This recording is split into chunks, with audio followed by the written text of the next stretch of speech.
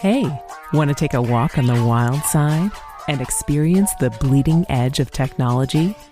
Then get ready, because it doesn't get much more edgy than this.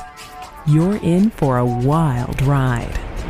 You're listening to Sovryn Tech with your host, the man in triple black, the golden stallion of the tech world, Brian Sovryn. He's got a huge brain. And now, here's Brian. That's right. Life's just a treat, and it's time you taste it, just as Paul Stanley would always say. And here we are for another great episode of Sovryn Tech, ready to, as always, spill the seed of liberty everywhere we can. And boy, I got a lot to, Wendo and I have a lot to go through. I mean, it's tech news, you know, it's a tech show. And so there's always so much going on. This week, of course, one of the biggest weeks in tech every year, because you have the Consumer Electronics Show, which really, you know, by and large is kind of a joke. It's a running joke in the tech industry, that like somehow anything that happens there matters. But anyway, there were some interesting things, and we're going to talk about it. Real quick, I will say, I know there were some Bitcoin companies there, and good for them. I think that they were perhaps the only real innovators there. But we'll talk about all of that. But as far as, let's get into some rapid fire stories. Some pretty wild stuff happened this week. Nest thermostats. Okay, I've talked about these on the show before. I really like the idea. A Nest thermostat is essentially a thermostat that it's kind of a smart thermostat that can work, over the internet wirelessly. It can be controlled by your smartphone or your computer or whatever. Even when you're thousands of miles away. Pretty interesting stuff, but during our little time frame of deep freeze, which makes me think that Sub-Zero must have finally beat Scorpion, these Nest thermostats were failing. Now, there's already been a firmware update to address this issue, but this is a concern because, most people's usual, good old-fashioned two-wire thermostats weren't having a problem at all. I don't know what exactly, what happened here, whether or not the old firmware just wasn't designed to handle that much temperature, that much cold, or if maybe, I don't know. I mean, there's a lot of people who have very conspiratorial thoughts about, these wireless thermostats, essentially, not just what Nest is producing, but what some other companies are as well, where they think that it's all part of the smart grid and it's how the government can control, you and make sure that no matter what, for environmental reasons, we will not let you use that much heat, things of that nature. And well, hey, I don't know, I imagine those, those kind of person's feelings were bolstered with this, with what happened with these Nest thermostats shutting down. But really, I think it was just a firmware problem. They had just come out with version 4 of the firmware, and now they updated to like version 4.0.1. So when you have a new firmware, I mean, especially a whole, integer up, I think that's just normal. But anyway, bad time for it to be happening, no doubt about it. There's people, saying that they walked downstairs and it was 40 degrees inside their house. Certainly that's ridiculous. But then let's see. Let's get on to some other stories. Metal Gear Solid 5. This is a big deal coming up. It's getting a sexual violence rating, and it is only the second game in history to ever get that. The first one, I don't think it was ever even really released in the U.S. The first game to get that was a PC game, Antimaus or something like that. I don't remember, but yeah, I mean, that's pretty interesting as far as the reasons go. Maybe we'll talk about that in future game talk. There's the chance, that it might not stick. So anyway, also San Francisco, this is an absolutely ridiculous story. San Francisco, the politicians there, the mayor plans on charging tech companies $100,000 a year for using their private shuttles. Now, what this is that, Google and Apple, a whole bunch of these companies, in Silicon Valley, they're making it easier for people to move to Silicon Valley or to work in Silicon Valley and allow them to live in San Francisco and take, and have all the benefits of living, in San Francisco, which is, a pretty incredible city for what it is. And these private buses were set up They stop at public areas and they will take people, to work. They'll take Google employees to Google, and that's all they do. They can't be accessed by anybody else. And so this has caused a really big uproar, and so now to try and assuage this uproar of, these companies can't have their private transportation, which of course is ridiculous. They can have their private transportation if they want. This $100,000 fine is supposed to calm everybody down, but then it turns out that Google actually even has like boats that they use for private shuttling to work, and so that's not going to help matters, not for what these people are interested in. But I do think it's crazy, $100,000. I mean, and quite frankly, even that, say I was on the side of the protesters during this, $100,000 is a drop in the bucket. They could have 10 buses, and especially Apple or Google, and who cares? The only, if I'm not sure exactly how many companies are getting affected by this, but if it was some smaller company, I could see this being a really big problem. But I don't know. It's all just absolutely mindless. Personally, I think the tech companies should leave Silicon Valley. They should leave California in its entirety. And maybe, I don't know, come to New Hampshire or something. Nashua's got tech companies, coming out of their ass pretty much, which I think is great. So do that. Stop paying this nonsense, or stop caring about these politicians. Come where maybe they'll leave you alone a little bit better. Also, this is kind of exciting. We talk about alternative internet. That's kind of been a hot topic going around amongst activist communities. KimDotcom, the guy who, created Mega Upload or Mega, and all this stuff, he made a tweet. I saw this the other day. I don't know if he was serious or not. We'll find out as more news comes out. But he tweeted that he's designing MegaNet. He wants to design his own internet where, it's privacy based, kind of like a Tor, but not just piggybacking. From the way he described it, I didn't get the idea that he wanted to piggyback off of the normal hardline like Tor does, but he wanted to make like his own internet. And boy, I don't know how that's going to happen, but maybe there's people who would be behind that. I don't know. I could be dead wrong on that sort of thing. But anyway, let's get into the main chunk of what I want to talk about. And that, of course, is the Computer Electronics Show, which is commonly known as CES, and it's for 2014. And, I already kind of gave it away earlier that CES for many is considered, pretty much a joke. South by Southwest, which I may be at South by Southwest this year, or at least I'll definitely be in town. I'm not sure how much attending I'll be doing of the event, but South by Southwest is pretty much where everybody says, okay, look, if you want to see some serious innovation and some serious tech, you go to South by Southwest. And I mean, that's the attitude in tech culture. So anyway, I mean, I think CES lived up to the fact to some degree that it's kind of a joke. There was some things I heard about is like there's a new Polaroid camera, like literally a new Polaroid camera that actually prints out, it's a digital camera, but it prints out the physical picture. Again, run that through your head. It's a digital camera that prints out a physical picture. Talk about missing the point. But anyway, that was there. Just a lot of really, really crazy technologies. They were even like, there's a pre-show for CES too. And everybody that could come up with something was trying to toss something out there. Even like motorcycle companies. I mean, people were just trying to latch on to this event that's really so bloated in the first place. But they're hoping to catch some kind of attention. If anything, they want the free press of people, not necessarily in my low scale, but higher scale people who will just at least talk about what they have there, so that it's out and it's to some degree it's free advertising. It's not free because they have to pay to be at CES, but to some degree it's free mass advertising. So I mean, they're getting me to talk about it, right? Imagine how great it is when CNET or whoever else cares to talk about it.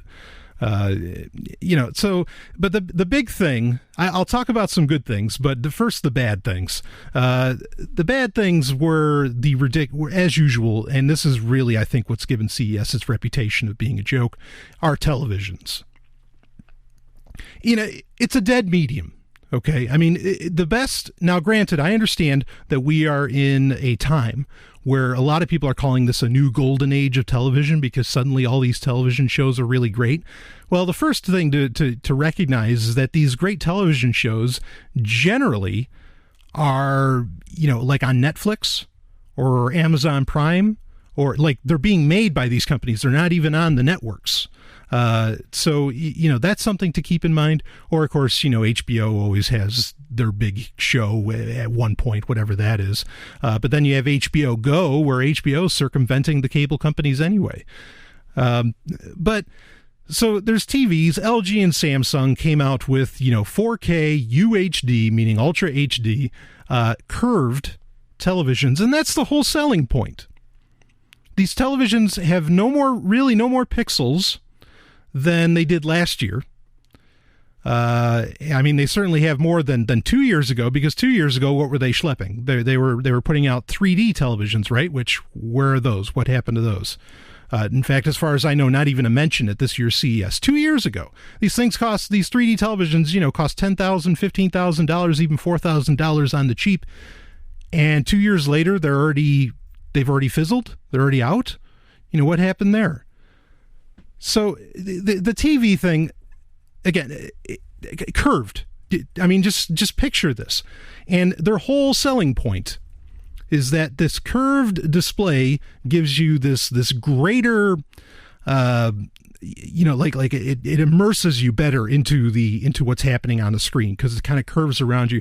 And then there's people that say, well, this way you can have much larger televisions, in the 55 inch and above range, and you don't have to move your head to see what's going on, because the curvature, kind of matches up with your vision sort of naturally. It's not 3D, but it gives you some degree of depth where I guess it reacts better to your eyes.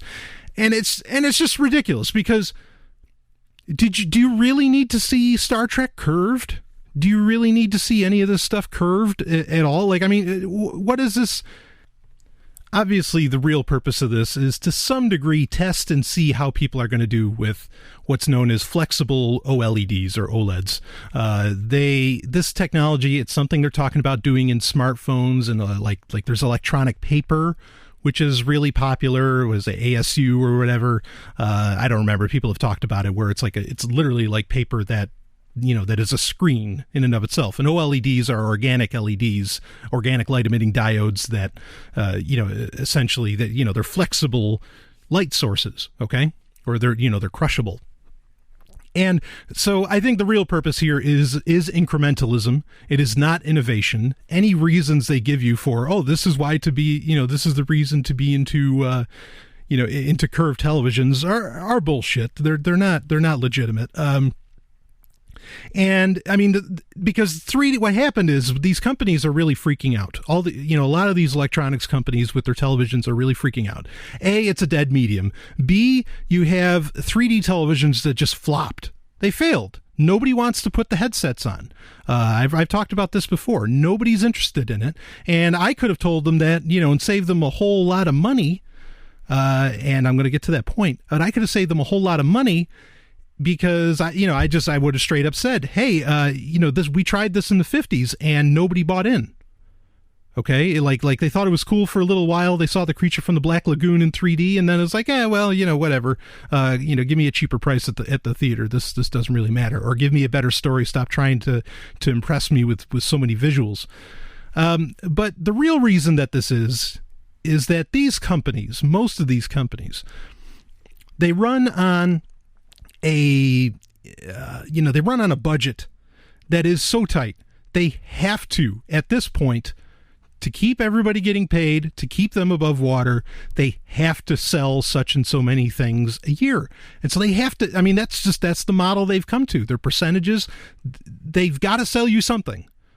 All right. Now, when a company has the mindset, look, we've got to sell something, we've got to have something out there, they're not interested in you. They're not looking out for you at all. They're not wanting to give you a great product.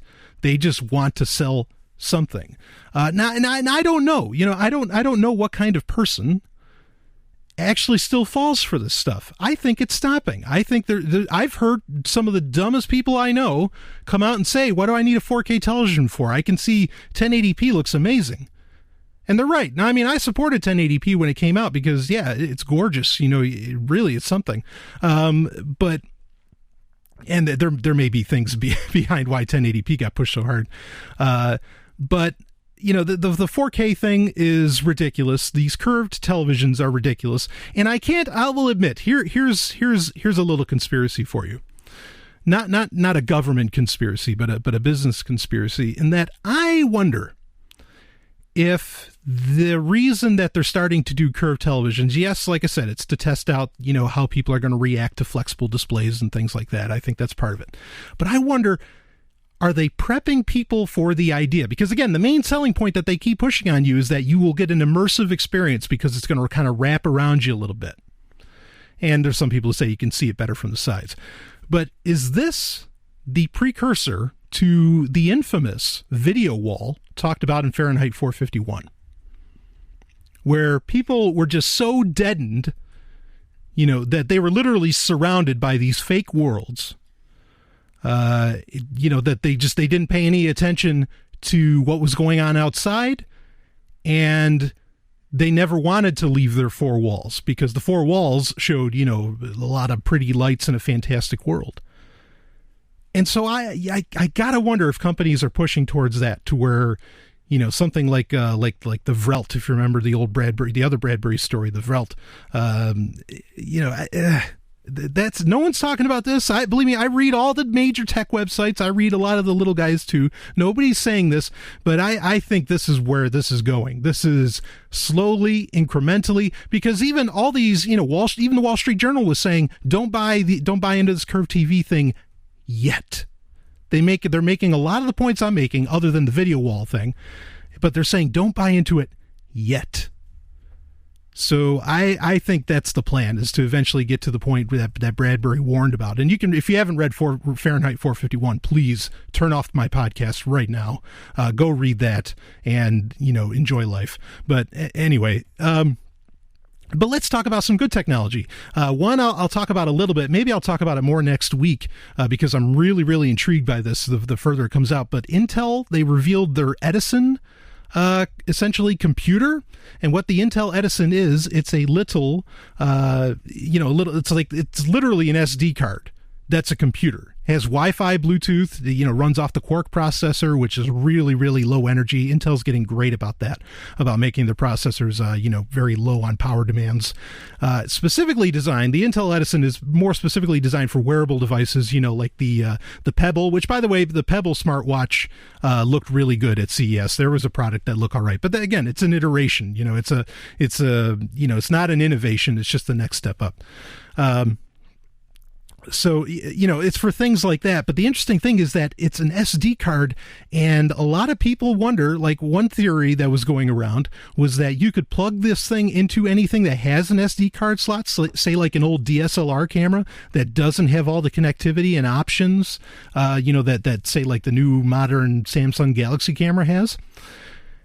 And you could suddenly end up with a wireless device just by plugging this in, and so the degree at which the Intel Edison could hack older tech because of its form factor and whichever is probably the most intriguing thing about it.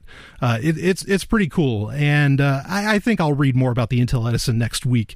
But the main thing I wanted to talk about this week was I wanted to talk about Chromebooks. Okay. They didn't get a whole lot of showing at CES. Okay, but as far as innovative technologies, because again, most of these companies, you got to understand, most of these companies, Google included, I'm going to say some very nice things about Chromebooks, okay? But Google included, Apple, all of them, you name the company, none of them are really innovating so much anymore. They're just buying up the companies that are doing the innovating. And, that's not really innovating. I think that's a crock. I think like everybody's, waiting for Apple to come out with the next big thing. Apple's not going to come out with the next big thing. They're going to buy the company that thought of the next big thing, and then they'll release it. So, this fetishization of the ingenuity of these companies just needs to go away because it doesn't exist anymore. That's all these people do is buy up. And again, that's not innovation.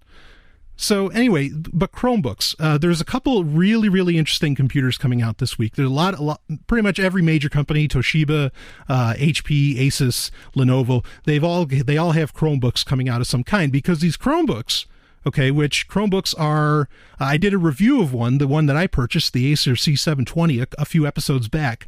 Chromebooks, it's essentially, it runs what's called Chrome OS, and it's designed by Google. The OS it's based off of Linux, so it's very, very secure. And interestingly, these things are selling like hotcakes. They did 20% of PC sales over the holidays. And I said last week, I think it's going to, or maybe it was the week before, that it's going to do 40% this year, not just the holidays, for the whole year.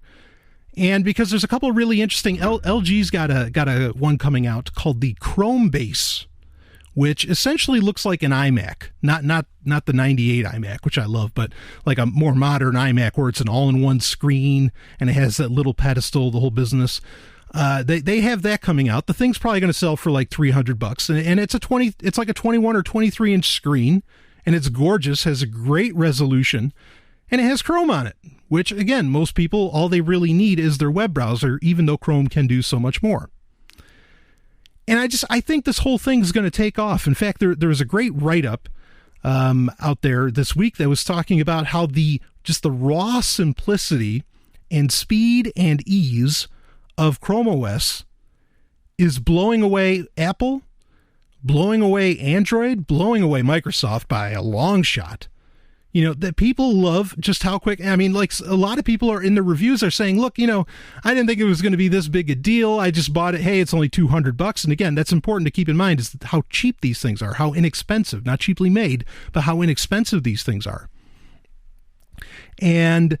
But they just keep using it. They were just, going to mess with it somewhere else. It was just to test it out. But then they find themselves using it more than their big machine. And they're only using their big machine for just like that one little thing, which is an interesting concept. And so you've got that coming out. You have other companies that are coming out with, I think Acer actually is coming out with, not kind of like the Chrome base, or it looks like an iMac where it's this huge, beautiful, it's this big 23 inch screen or whatever, maybe even 27 inch, and it runs Android. Like the whole thing runs Android. And that's amazing that these two operating systems, Android and Chrome OS, okay, both owned by Google. We'll keep that in mind for the next segment when we talk about some other things. Okay. But I mean, they're just going to take over. And this stuff is relatively open source, not entirely. Google's got some code that they sort of keep to themselves. But, the hardware is really, really great that's coming out. And again, I think if you haven't used Chrome OS, give it a shot. Try it somewhere, or just hash out the $200 for a C720, or wait for whoever's coming out with another really inexpensive model of Chromebook. And I think you'll be shocked at how much you use that and nothing else, and how much you want to use it because of the simplicity factor. But admittedly, there may be a danger, and we'll talk about that after the break. This is Brian Sovryn, and you're listening to Sovryn Tech.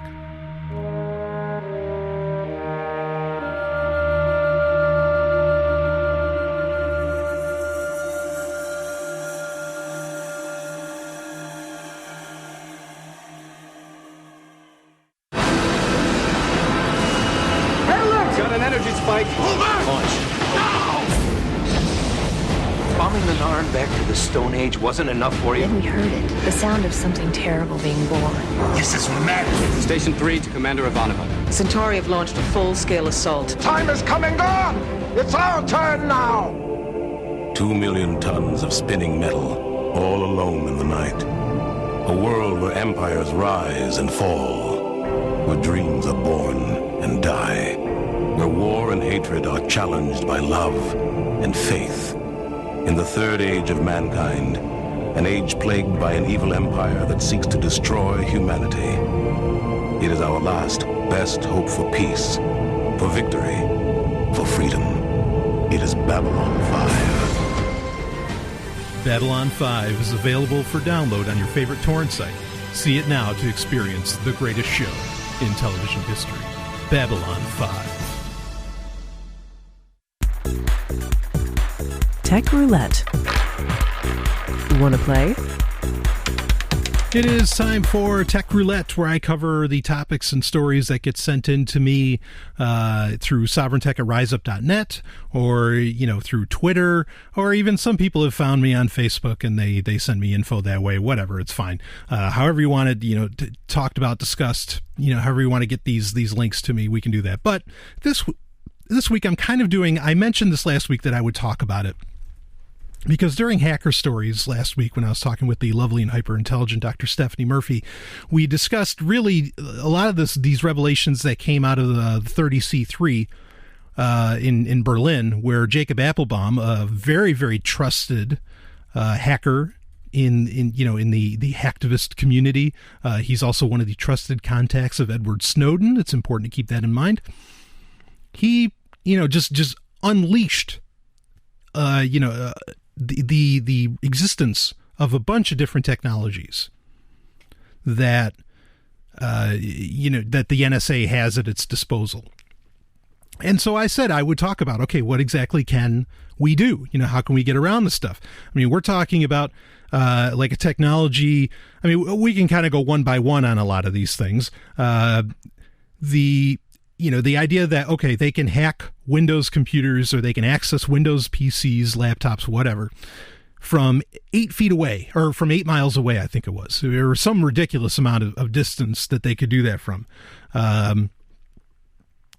And what's the answer to that? Well, it's simple. Don't use Windows, right? And then, what's another one? They had where, now some of them you can't do anything about, because there's a one where they actually put a little chip essentially on your computer, and that then they could essentially shoot energy at you, and they could read what was on your screen with a remote monitor. Essentially, that's the short and sweet version of it. And what can you do about that one? Well, I don't know. If there's a hardware hack, there's not a whole lot you can do much about anything. That was the other thing too, is that there's USB inside of USB cables. They're putting what are essentially bugs. Kind of like phone bugs, but in this case it's USB bugs that keylog or keep all the information that you type in or send over. Whatever you do over USB, it records and transmits. So what can you do about all this stuff? Well, it's important. I want to bring up the idea of the keylogger, which is the number one concern for a lot of people. And with the keylogger, because what a keylogger does, if you don't know, a keylogger is a hardware or a software solution that anything you type in, on your computer, your password, whatever, it records which, if you typed in ABCDEFG, it records ABCDEFG, and it gives the information to whoever retrieves it. And, that's a huge concern, okay?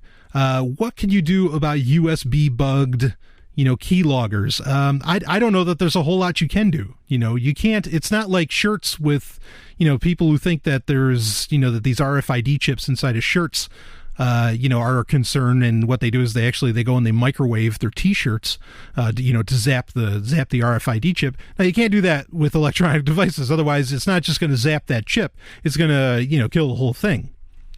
And I don't know exactly what these little chips look like. I don't recommend people start splicing open their USB cables to find these things.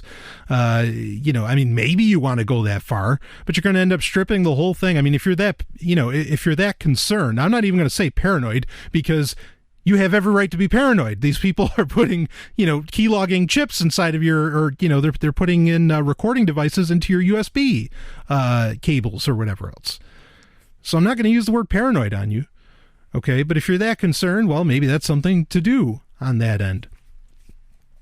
A common thing that people will allow for is on certain operating systems or on certain websites or whatever, you can bring up a virtual keyboard, as in you can bring up an on-screen keyboard and then you can enter information with that, like maybe your password.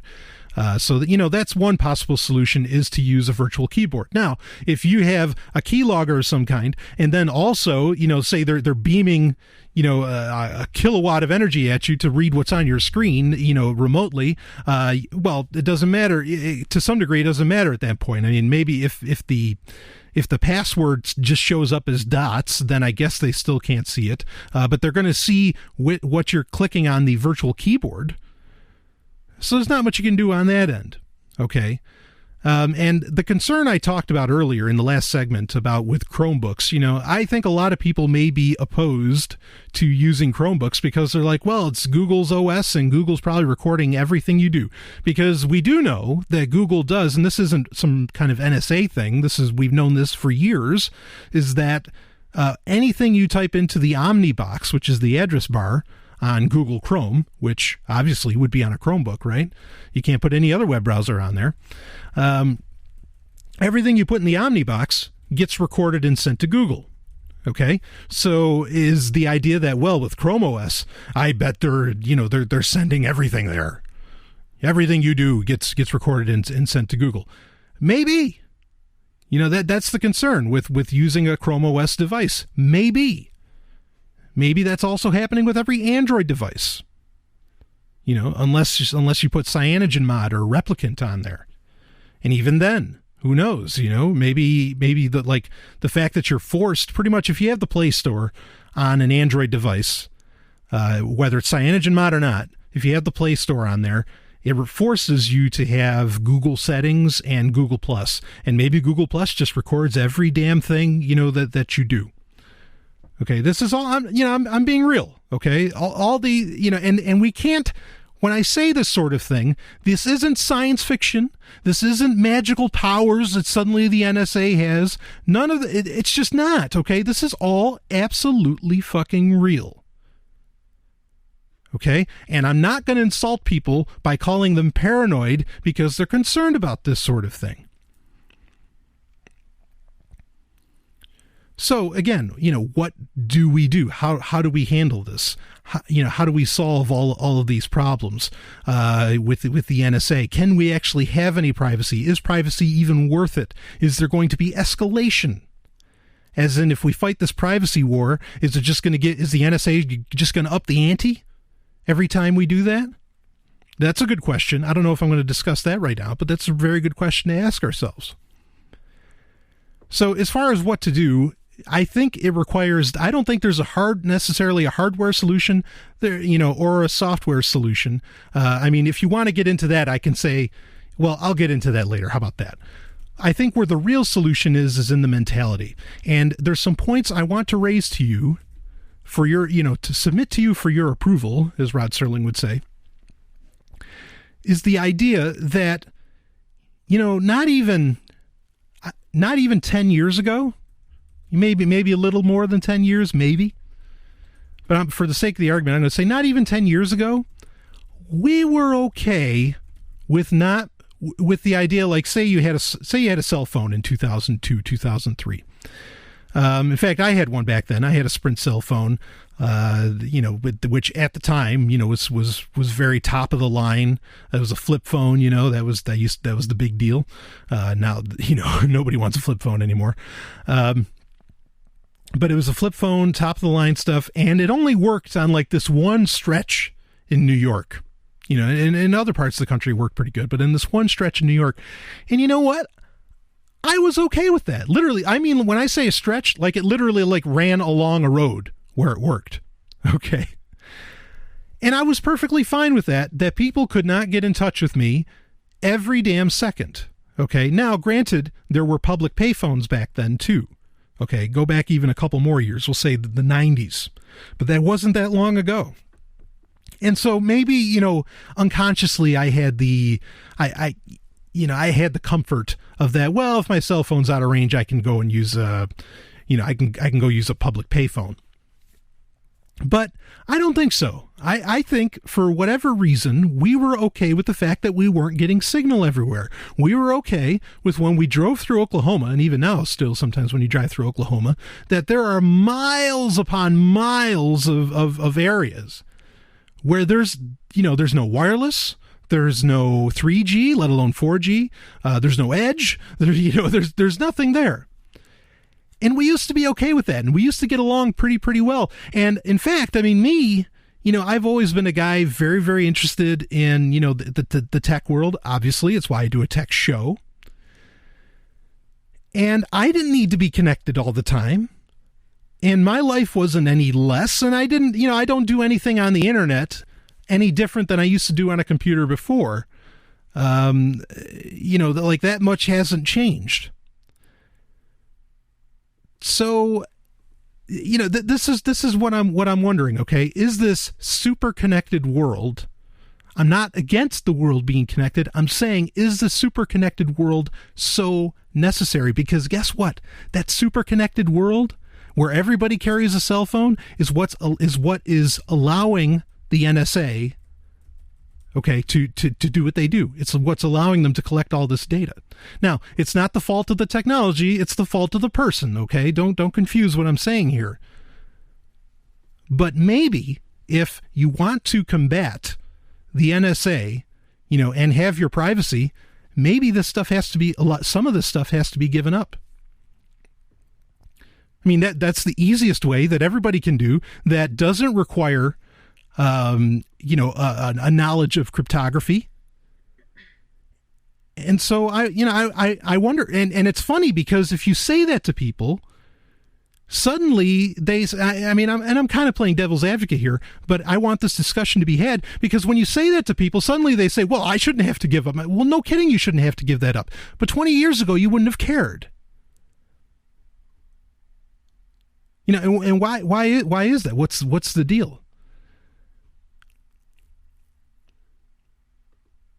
So, I wonder if this need to be, kind of, totally interconnected. I'm going to say hyper-connected, but I don't mean that as a negative because believe me, I love my smartphone. It makes me transhuman in a way. I talk about that all the time. I absolutely love it. Okay. I'm not saying that. I'm just saying that the idea that we have to be connected every single place we are, if we are trying to do hacktivism, if we are trying to make active motions against the NSA and what they're doing, maybe this interconnectedness, has to some degree be given up.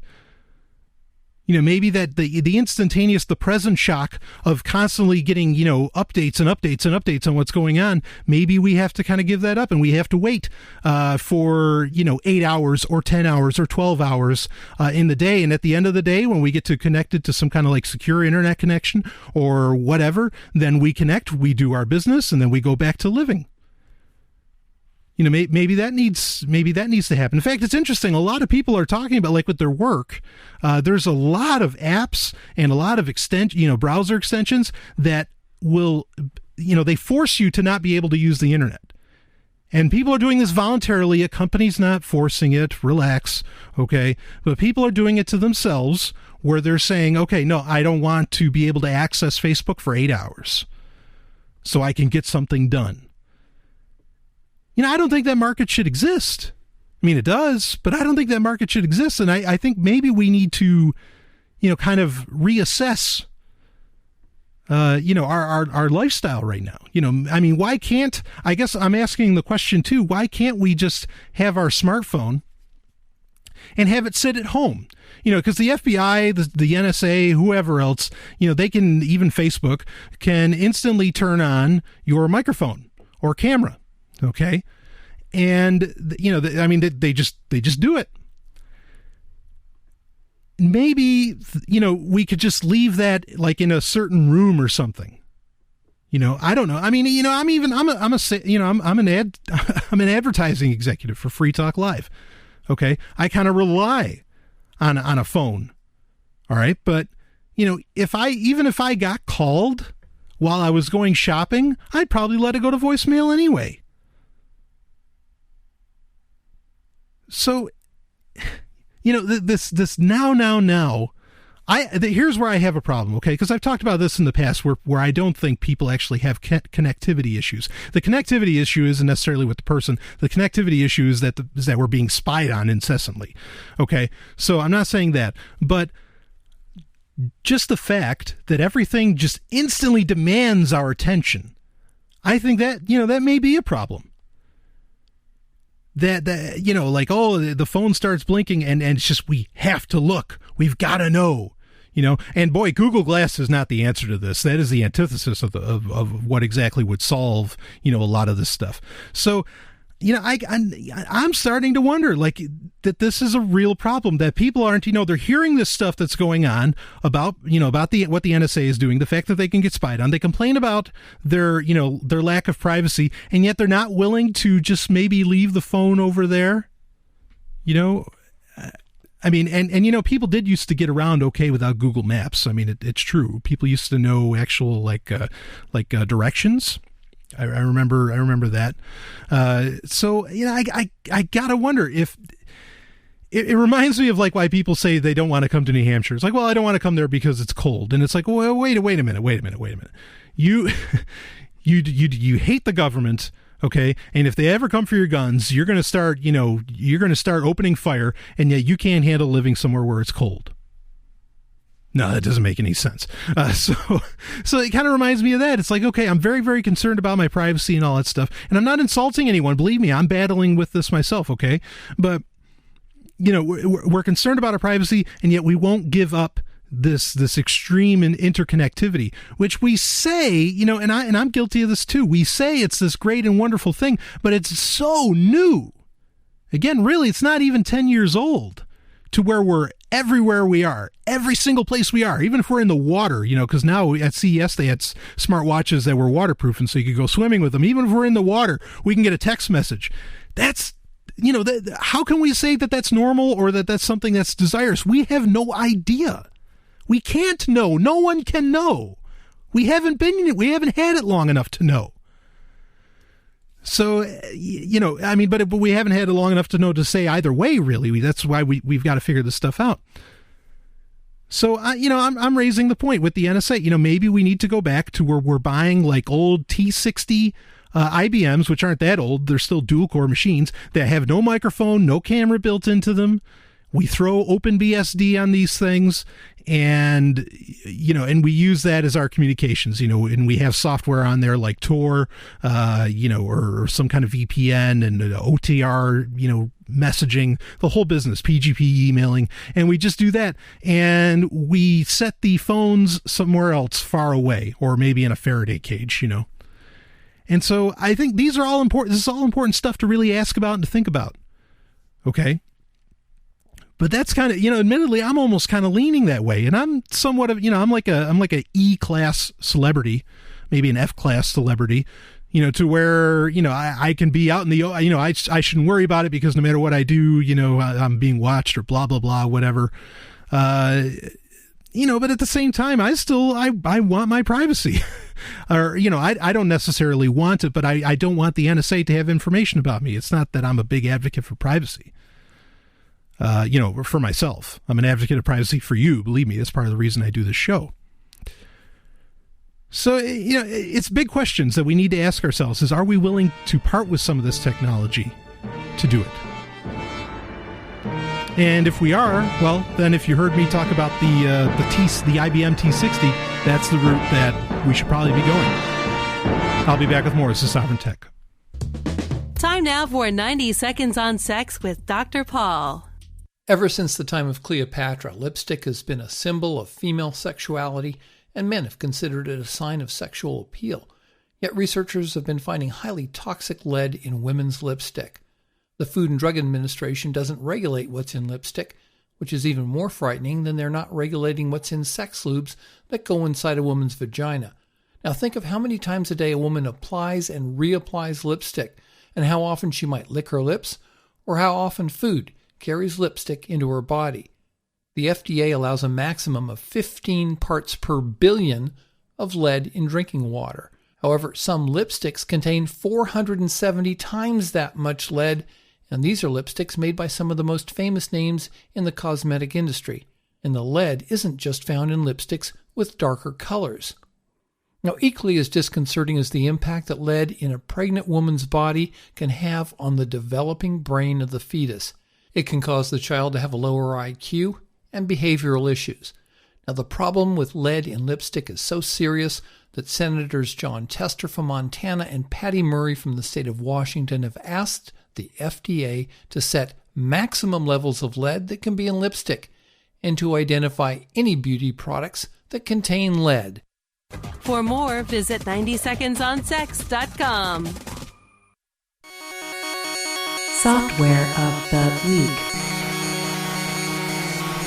It is time for Software of the Week, where I cover pieces of software that I consider useful, sometimes terrible, but generally I like to keep it useful. And to keep with the theme of what do we do about it, as far as with PRISM, that I'm really trying to hammer out like the final answers on to some degree. Of course, maybe with more Snowden revelations, we'll find out that there's really absolutely zero we can do about it.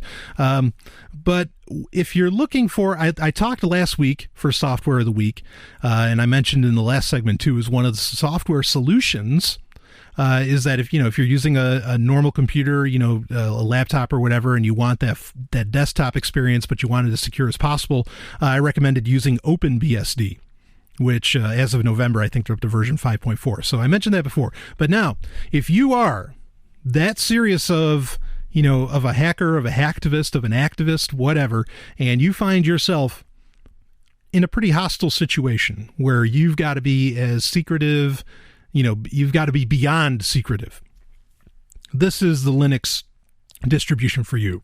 And it's called Liberte Linux.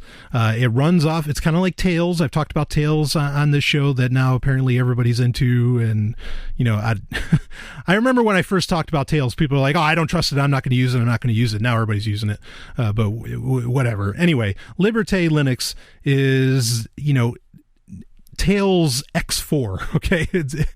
This is for, I'm going to use this. I mean this in a nice way. This is like ultra paranoid, an ultra paranoid operating system.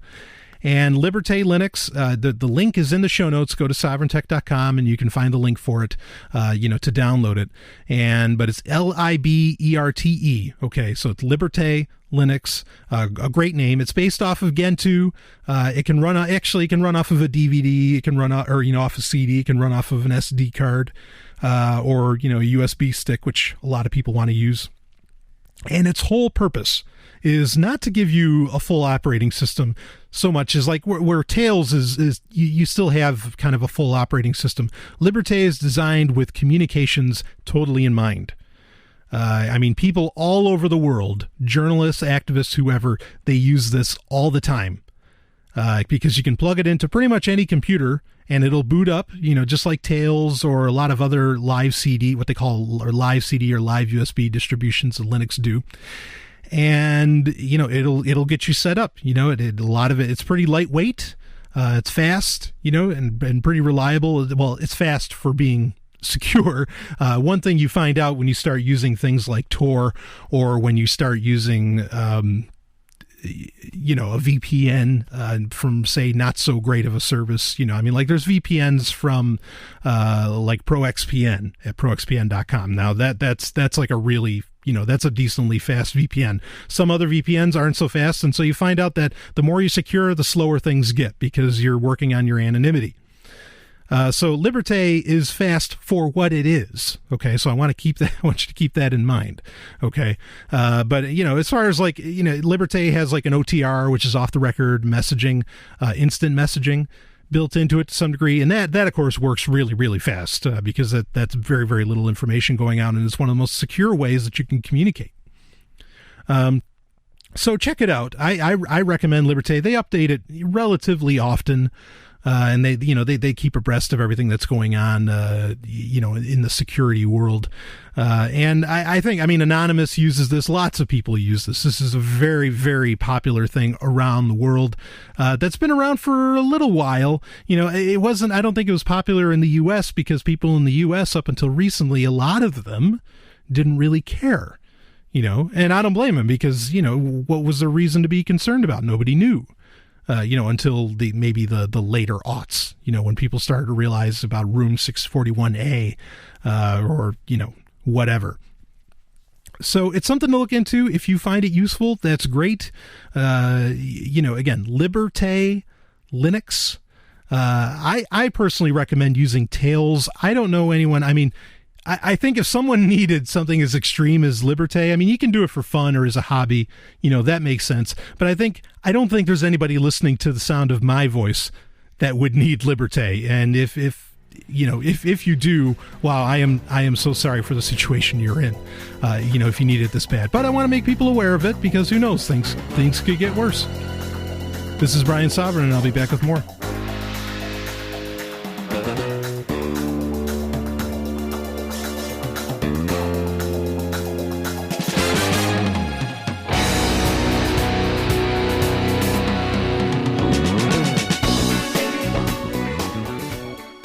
From Big Finish Productions, Blake 7, The Classic Audio Adventures. I'm taking Liberator in on manual. We'll be in teleport range in 2 minutes. What the hell was that? Information. Liberator has been attacked. You don't say. Put up the force wall. Confirm. Message to all ground commanders. Initiate the final phase. Let's crush these rebels once and for all. My name is Avon. Kerr Avon. Kerr Avon. Our hostage arrives, which you may be unnecessary. As a hostage, it's nice to be superfluous. You can go to Blake7.com to find more of the new adventures of one of science fiction's greatest masterpieces, Blake 7, at Blake7.com.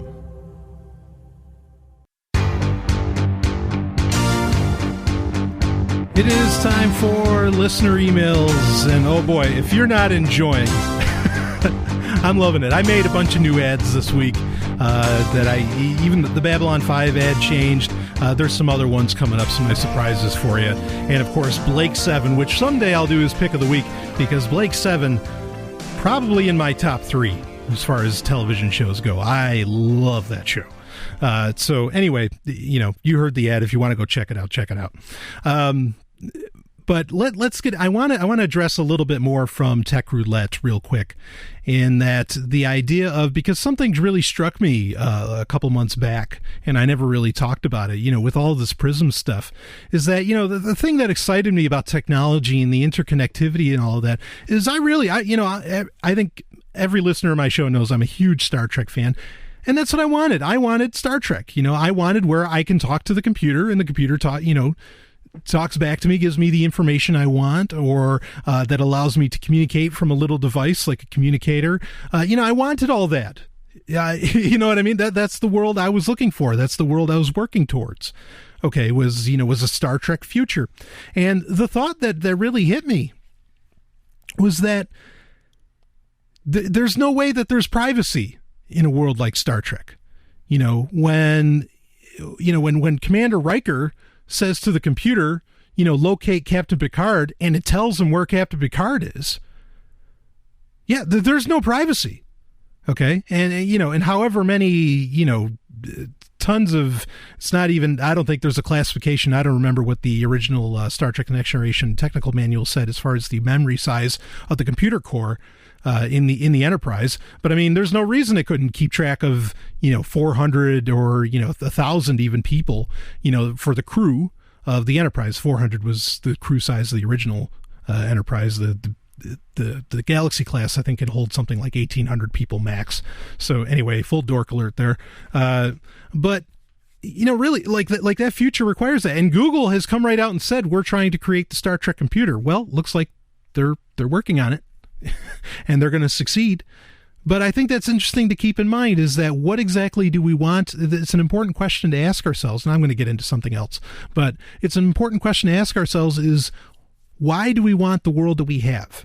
Why do we want the interconnectivity that we have? And I think a lot of people that really pushed for a lot of the communications technologies we have and for the internet and all that stuff will readily tell you that they want the Star Trek universe. Even Steve Jobs, I remember at D5, there was a great moment when Steve Jobs and Bill Gates were on stage, and Steve Jobs says, "Oh man, just give me Star Trek."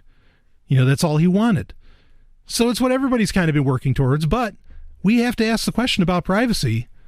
Okay, and I'm not saying you don't have a quote-unquote right to privacy, all right? I'm just saying that if that's what we want, we have to question if some of these means that we're using don't allow for it, ever, or if the end game that we want, privacy doesn't exist. There's an interesting quote from Daniel Ellsberg, I believe, who he says, absolute secrecy corrupts absolutely. And that, I'm still chewing on that, because I wonder what that says about, about the whole cryptographic world of which I've been involved in for probably most of my life. So anyway, I'm going to switch gears. I'm going to try and lighten things up a little bit. We have some actually really positive news and hacker stories coming up, so stay tuned for that. I hope this episode hasn't been a downer. But I want to talk about, this is something that's really annoying me. Now, I complain on this show all the time about social networks, about social media. And this is something that I've seen. I mean, there's these trends in journalism, be it online or offline, that always come and go. But this one doesn't seem to be going, at least not yet. And what this is have you been on Facebook or Google Plus? Pick the one. It doesn't fucking matter. Have you been on social media and you get, say, from like The Independent or from The Guardian or whatever, and it'll be a link, that someone will share to you, and the header for the link says, "And you won't believe what happened next," or "What this father found will amaze you," and it'll show like this fuzzy picture, with like a circle around something, and you look and you can't tell what it is, and so like you're just forced to click on the link. I hate this. I hate it so much. All these clickbait tactics that these people are doing. And, I was talking about it with some people, and I said, look, I consider it almost a moral imperative for people, if the link is going to say that and you're going to share it. Okay, it's one thing if the dipshits at The Independent or at Gizmodo or wherever. It's one thing if they, say, if they make that out to be that way. Okay, even then it's bad enough, but it's one thing if they do that. But if you're going to share and say, if you're going to be just as bad when you share the link and you say, "Oh, that was amazing," and then the link says, "You won't believe what happened next." What do you, you're just, again, I complain about this all the time about all these companies getting free marketing out of you and you not getting anything out of it whatsoever. They're using you. You made it doubly enticing to look at it. No, be fair. I mean, because this is the thing, okay? If these journalists, okay, these people writing this stuff, or if it's just some kind of glorified advertisement, if what they were offering up when you clicked the link was so fucking good, they wouldn't need to use clickbait. Everybody would already be talking about it. And they'd be saying, they'd be doing water cooler lowdowns where they'd be saying, "Wow, yeah, did you hear about this? Did you hear about this?" And then you start talking about it, and then you could look into it for yourself, because as a human being, you should do your due diligence, because you don't just want an opinion, you want an informed opinion about things, right? At least I hope that's what you want. Or, maybe some people are just the kind that, "No, I have an opinion." Yeah. So this is really, really irking me, and I refuse to click on these things. I don't care how good the story is. The story could be saying, or how terrible. The story could be saying Jesus Christ came back, and boy, if it couldn't get any worse. I'm not going to click like on that link. Fuck them. This is stupid. It's mental games. There's scientific evidence. Like there's a lot of websites that do this too, where they like the link. It's not even as hooking as say, "You won't believe what happens next," or "You won't believe what terrible act this person did." They had one about David Attenborough I saw the other day. It's like, this terrible thing that happened. You've got to click this. Oh, come on. These are old tricks that I thought we got rid of. That was the whole point that we went to the internet, because it was the news our way. No, now it's just like those old newspaper commercials. Yeah, because newspapers used to put commercials on television, that said, oh, you've got to see, this person talk to a woman whose lifetimes, she's reincarnated 5 times. You've got to read the newspaper on Sunday to find out what that's about. It's that same shit that I thought we created the internet to get away from, but instead, everybody's still just jumping on it and clicking it and sharing it. Oh, it annoys me. Anyway, let me get back to Cracked, which Cracked is they actually offer some pretty good writing, and they do what I like to do on Sovryn Tech, where they call out the bullshit on a lot of things, okay? But they do numbered lists, like 10 things that'll help this person, blah, blah, blah, blah, blah, or 10 things that'll help you become successful, whatever.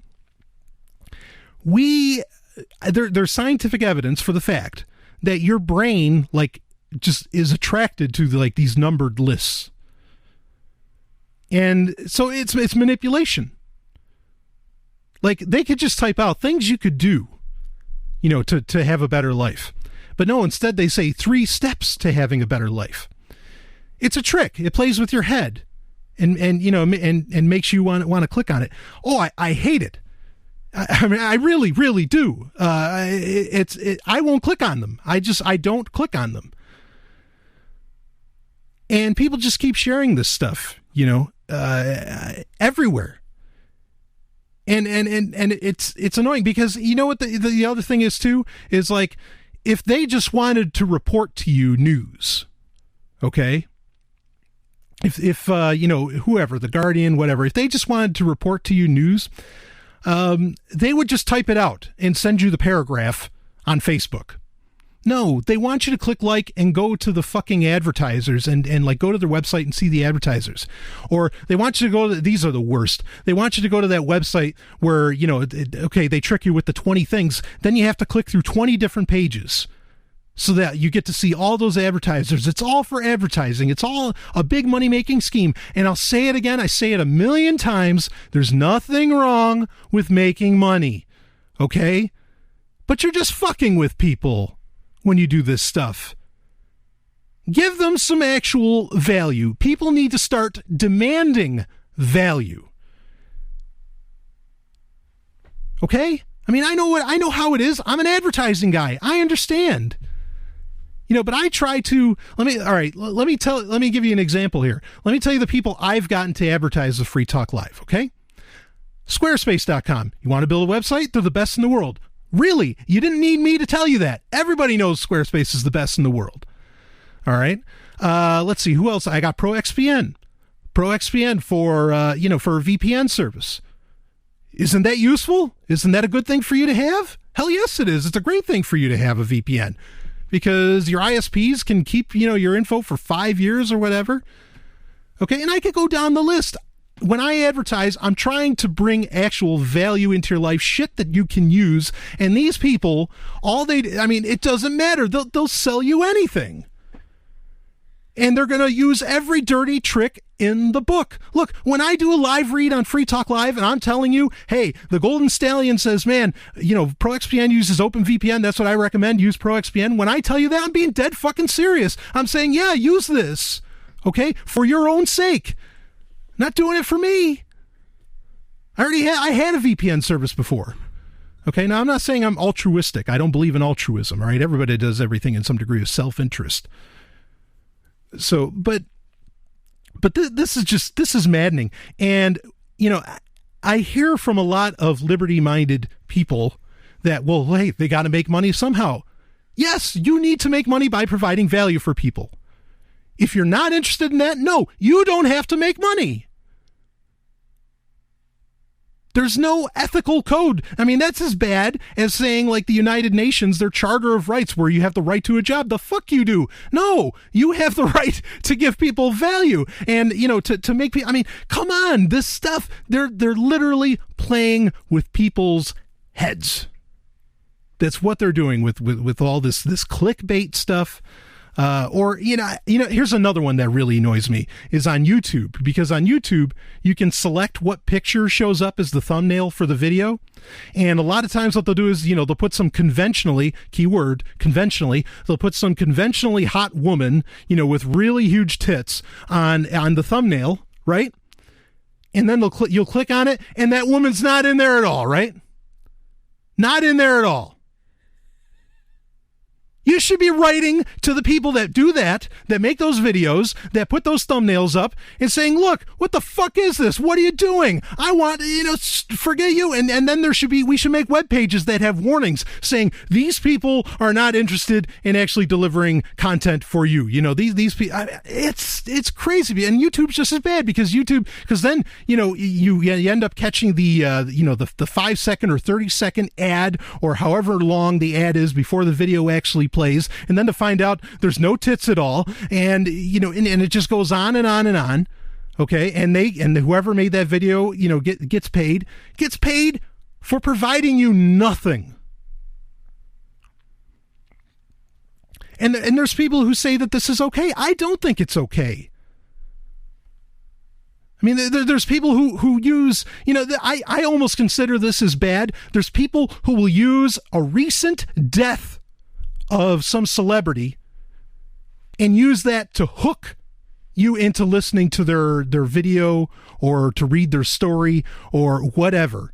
And what a lack of respect. Lack of respect for you because they're saying you're too stupid to realize that you should be listening to them, or that you're too, you get it? People, we should be demanding more out of, our content delivery systems, if you want to call it that. Okay? And we should be demanding some respect. Stop telling me that I'm stupid. I mentioned Star Trek earlier. Okay? Gene Roddenberry used to say this all the time. He said, you know what the idea was for Star Trek? No, it's not Wagon Train to the Stars. I know that's what you thought, right? No. He said, we had the idea that the person on the other side of the television, on the other side of the screen, wasn't stupid. That's what Gene Roddenberry said the idea was behind Star Trek. Why do you think it became as big as it did? Because it treated people like they had a brain. But these fucking, whatever you want to call them, vloggers, bloggers, news sources, assholes, whatever you want to call them, okay? They're treating you like you're a dummy. And you're not. You're incredibly intelligent, okay? Obviously, you're listening to my show. Sorry, just this stuff really, really gets to me because I want to get to the meat of what I want. That's why I'm on the internet. And again, that was the whole purpose of the internet, is that now the people are in control of the transmission of information. No, guess what? You're not. You're falling for all the same tricks that have always been there since television started, and that's a dying medium. And if these people have their way, they'll kill the internet while they're at it by making it boring and insulting.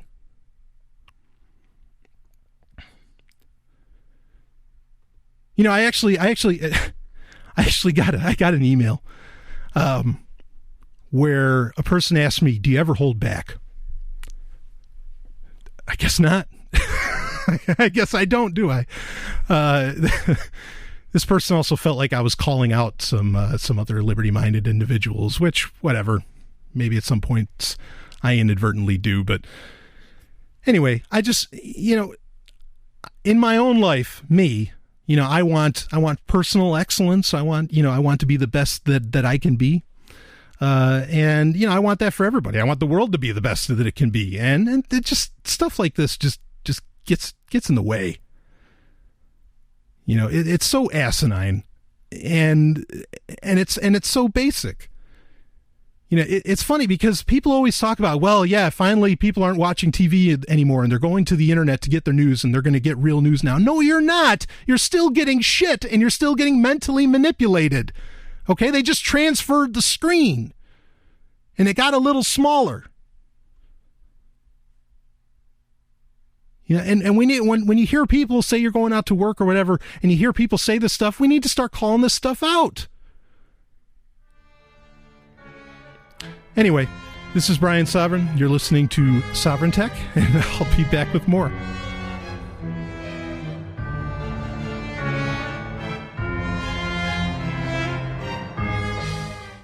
The Electronic Frontier Foundation, or EFF, fights to protect your rights in the digital world. When a patent troll threatened podcasters, they fought back. EFF has also defended your right to encryption and has sued the NSA to end the government's mass, suspicionless surveillance. There are different ways you can help EFF, from donations to signing petitions to writing your representatives to just spreading the word. Find out more at EFF.org. That's EFF.org. Brian! Stop playing those video games! Just a minute, Mom. Game Talk. It is time for Game Talk, the one segment of the show where I don't yell. Oh, wait, actually, last week during this segment of the show, when I had the lovely and hyper-intelligent Dr. Stephanie Murphy on, I ended up yelling about marriage and how ridiculous that institution is. But anyway, this week, this is something that kind of came out of CES. It was announced a little bit before, but I think it got shown off decently well there. And the article I have is from Extreme Tech talking about it. And it's eye tracking is finally coming to gaming. The greatest control revolution since the joystick. Oh my. At long last, it appears that highly accurate eye tracking and gaze-based control are finally coming to the world of PC gaming in the form of a SteelSeries peripheral. If you don't know what SteelSeries is, they are great. They are actually a great company they make great mice, great keyboards. They're particularly known for their keyboards. I'm a huge fan. Anyway, sniping a terrorist in Counter-Strike might soon be as simple as glancing at him, rather than trying to quickly and accurately move the mouse. The product doesn't yet have a name, but it will resemble the Nintendo Wii sensor bar and probably sit below your desktop monitor.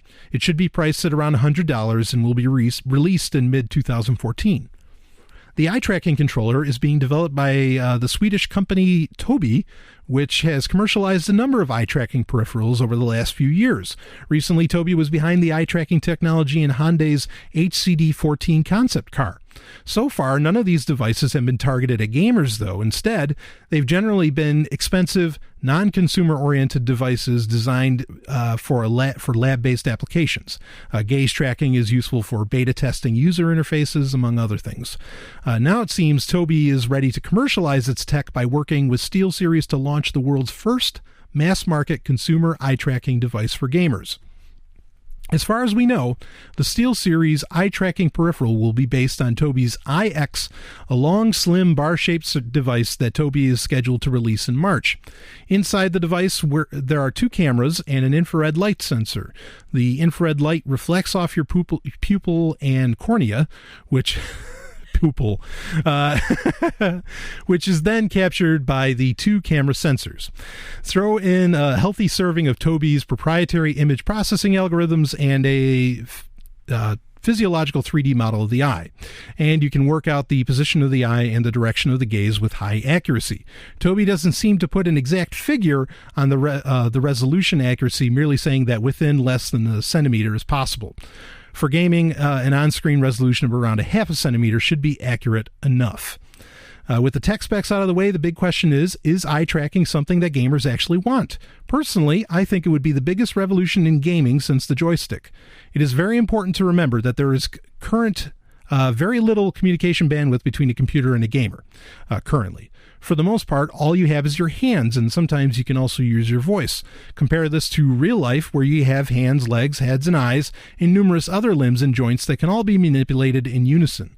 Because a game's interface generally has to be boiled down to what you can easily do with a couple of fingers, games tend to be very simple.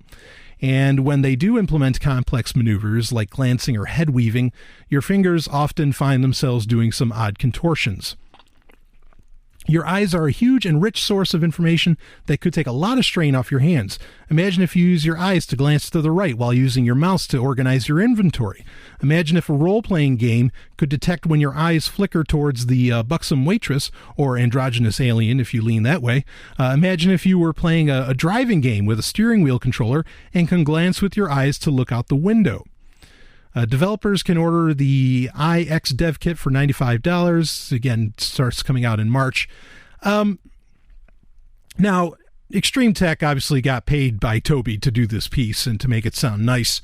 Full disclosure, because some other people have already looked at this device, and it was just an absolute fail. That the tech did not work anywhere near as well as Toby was claiming. Also, I'm a little annoyed. Now, granted, the article only said that, it's reminiscent of the Wii sensor bar. At the time, this is a few years ago, and this is when there were children in my life, not biologically mine, but anyway, there were children in my life at the time. And so I had the huge screen TV in the living room, and I had all the gaming systems, including the Wii and the Xbox 360. And at the time, the Kinect was coming out, and of course the Wii was based on motion sensors. And I actually, I had a very different mindset at the time. I'm just, again, being straight up. And so I was very, very concerned about cameras at that time. In fact, at that time, I didn't even have a phone that had a forward-facing camera. So I was really concerned about that sort of thing. Not so much now per se, but anyway. The Kinect, I was like, nope, Kinect, that's going to be the Kinect. We're only going to have that in a certain room at a certain time. There's no way I'm going to leave that connected in the living room. As to where the Wii sensor bar for the Nintendo Wii, I didn't really care about, because it was literally just an IR sensor. It did not have, it did not take a picture of you. It was not looking at your eyes. It wasn't doing anything. It was just receiving data from the Wiimote that was in your hand. So I didn't mind that at all. So I don't like the idea. I think some people may think like, oh, it's just like the Wii bar. So it's not, it's not like the Kinect where it's some kind of major security concern. No, if you're a person that's concerned about the Kinect, and I've been there too, I was concerned at one point about that sort of thing. 10 times more concerned now, actually, quite frankly. Just now, it's for different reasons. This is going to be a camera sitting in front of you the whole time. So if you are the kind of person that does what the EFF recommends, where you put a piece of tape over your camera lens, you're going to have to unplug this thing and toss it to the side or something. But definitely don't want to leave it hooked up all the time if you're concerned in that way. That in mind, again, the technology itself didn't work that well. And I don't, Extreme Tech is saying this is going to be the next revolution in gaming. I don't know, because Samsung has been messing with this for a while in their tablets and smartphones, to where, they could track your eyes and they can automatically move the page, say the web page you're looking at, they can make it move up and down as they follow your eyes go around. I don't see this in a quote unquote post-PRISM world. Somehow I think a lot of people are going to be kind of funny about this. And a lot of people that are interested, oddly enough, a lot of people that are interested in their privacy and in a lot of security concerns with computers also happen to be pretty ardent gamers. And so I for people to lay down the money of however much this will cost, of course, the developer version is $100. You would theoretically want it to cost less than the developer version.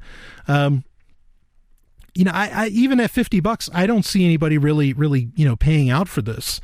And I don't like even the idea of this would have to have that curved screen, because they're talking about, imagine if you're in a driving game and you look to the right and then the window follows your eyes, but then you're looking away from the screen when your eyes are turning to the right. So how exactly does that work? This whole idea, it's time, maybe in the future, something like this would happen. But I think things more like the Oculus Rift would take off, because then, when you move your head, your entire field of vision moves with you. Okay, so is this going to be the quote unquote poor man's, Oculus Rift? Maybe that's what it'll end up being. Maybe that's the only market they really are going for. But I definitely, I don't see it as, as the next wave in technology. I mean, even, it's funny because still I think now the Kinect is really, really tied in with the Xbox One, right?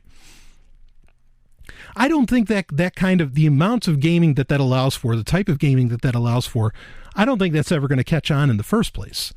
You take something like, Sony tried it, a decade ago with the iToy for the PS2. And nobody was interested in that kind of gaming where you were being tracked or where your motions, necessarily somehow mattered on the screen, where you interacted with the screen. Now, granted, the iToy is a very, very basic piece of technology. Okay. But yeah, again, it's something that I don't see catching on. And even, people were talking about the Oculus Rift at CES, and they were saying that it did not perform at the level that they, that Oculus was claiming. And that's a shame. I'm not so interested in virtual reality gaming so much. When gaming takes up my world like that, I don't know. Yeah. Because I love playing video games, and there's times where I'll play video games for hours on end. In fact, I'm interested in professional gaming. But sometimes some of this stuff, like they even had where a person was like standing, where literally they were inside of a little ring. All of this stuff looked like it literally came out of the 90s, and that's because a lot of this technology just went on pause in the 90s for whatever reason. And you could like walk. So when you're playing a first-person shooter, you could literally, you were literally walking or running, and when you stood inside this ring, it kept track of all that, and then you had the Oculus Rift on your head, and you were seeing what you were seeing, and you could actually lift up. You kind of had like some degree of controls on your hands, and you could lift up and you could shoot, and the whole thing looked ridiculous. Okay, so that's the other thing too, is that what a lot of people miss about why smartphones are such a big deal are that, they kind of can disappear, or you can feel like they're not even there. And none of this gaming technology, now, this eye tracker, you necessarily wouldn't know it's there, but a lot of this what they, calling next generation gaming controls are not out of the way, and they're not fluid, and they're actually not intuitive at all. And it'd probably be somewhat of a programming nightmare to even set up anything that could use, what Toby's releasing. Again, they don't even have a name for it yet. So I don't know. Color me unimpressed. That this isn't a technology I'm looking forward to as a gamer, as a person that wants the next thing in gaming. But I think really, if you're going to ask me what do I think the next thing in gaming is, the next thing in gaming is happening. And what it is, it's greater choice and options inside of the games themselves, not really a change in the way they're controlled. All right, this is Brian Sovryn. I'll be back with more. Tonight, Knight Rider crashes into your living room. I don't believe this. Well, you'd better believe it. A lone crusader for justice drives this crime crasher. The world's most fantastic car. And together they can do just about anything. After all, we're only human. Don't press your luck. And now buckle up for action with the fastest show on television, Knight Rider. See Knight Rider online today. And now back to Sovryn Tech. Wow! It's a website of the week. It is time for Website of the Week, where I talk about websites that, I find useful, educational even, or, sometimes it's something funny or sometimes it's something terrible. But this is really educational, and perhaps one of the most important types of education you can possibly get. And I'm really sorry. I feel like the show's kind of this episode in particular is being a little bit of a downer, or at least it has a downward turn, So, but anyway, this should excite you, because I think this is fun, and also today incredibly relevant and important. And the website is hackthisite.org. And it's literally, it's a website that teaches you how to hack. I can read right from it. Hack the Site is a free, safe, and legal training ground for hackers to test and expand their hacking skills.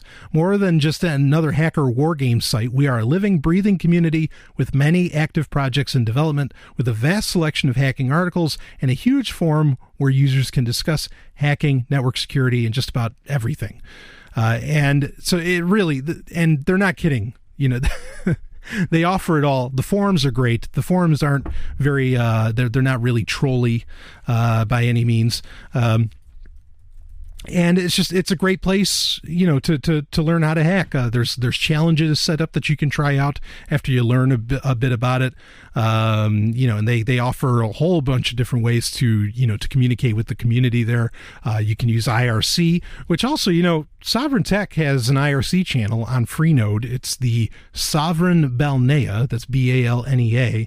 And I'm in there sometimes, not always. I guess it's one of those funny things, right? If I saw more people in there, I'd be in there more often. But really, I'm insanely busy. But I want it there to be able to really, at some point, I'd love to genuinely, talk with people, about the show, what they like, what they don't like. I'd be very, very interested with that. So maybe I'll set up an event or something, and everybody can come and attend, in the Sovryn Balnea on IRC. But anyway, back to the site, hackthisSite.org.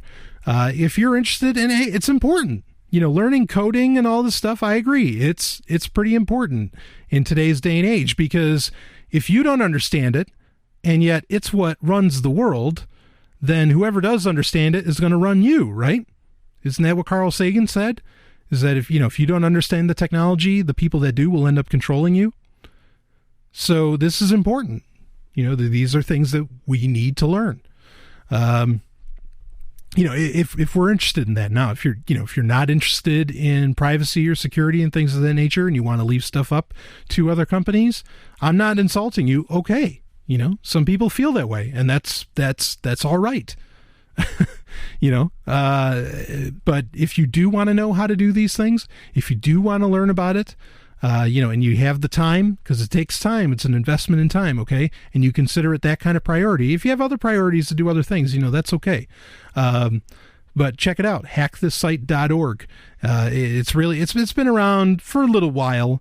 I can't really think of any other site that quite does what it does. There's SecurityTube. That's another one that you could look into, where it's a lot of videos. Definitely not as interactive, in my opinion. Definitely not as interactive as hackthisSite.org is.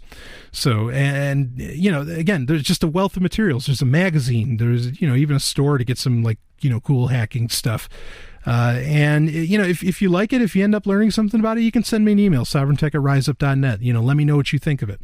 That goes for anything. If any of my recommendations you have an issue with, I've had people correct me on websites before. Please email me. I love to know, and then I'll announce it, because I don't want to be giving out bad information. But anyway, hackthisSite.org. If you want to start working towards becoming a hacker, there you go. I'll be back with more.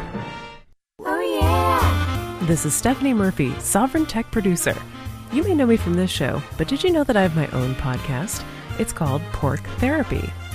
Pork Therapy is a bit different from other shows. We cover current events, big ideas, and even relationship issues, all through the lens of how we can get more freedom in our lives. Oh, and you'll love Sex and Science Hour. Join me on my website, porktherapy.com. That's porctherapy.com. Now back to Sovryn Tech.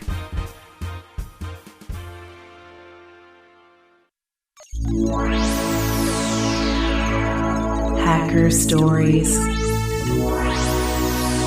It is time for Hacker Stories, where I talk about some of the real heroes, and maybe you want to become one of those heroes. We just talked about hackthisSite.org, where you can literally learn to become a hacker.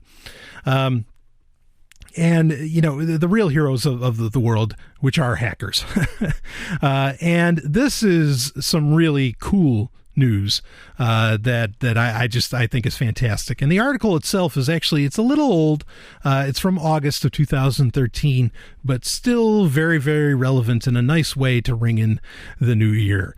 And it's from AmericanMilitaryNews.com. This is a story that got sent to me. Please don't think that I would actually go to AmericanMilitaryNews.com and want to read whatever they say there. And this is Anonymous has infiltrated, Anonymous being the infamous hacker group, has infiltrated the U.S. Army and may have more influence than we think. Well, file this under concerning. According to a BuzzFeed interview with an active duty Army captain and a member of Anonymous, not only are many members of Anonymous in the military, but they have played an active role in the Arab Spring and are planning more Bradley Manning-type leaks. Using different internet channels and message boards, these military members of Anonymous have been able to communicate with each other and members of the outside organization. The Army has taken several steps to crack down on these leaks and infiltration and is relying heavily on troops keeping a suspicious eye on their fellow troops, especially in the intelligence community. Okay, real quick, I want to touch on that. That is the worst thing.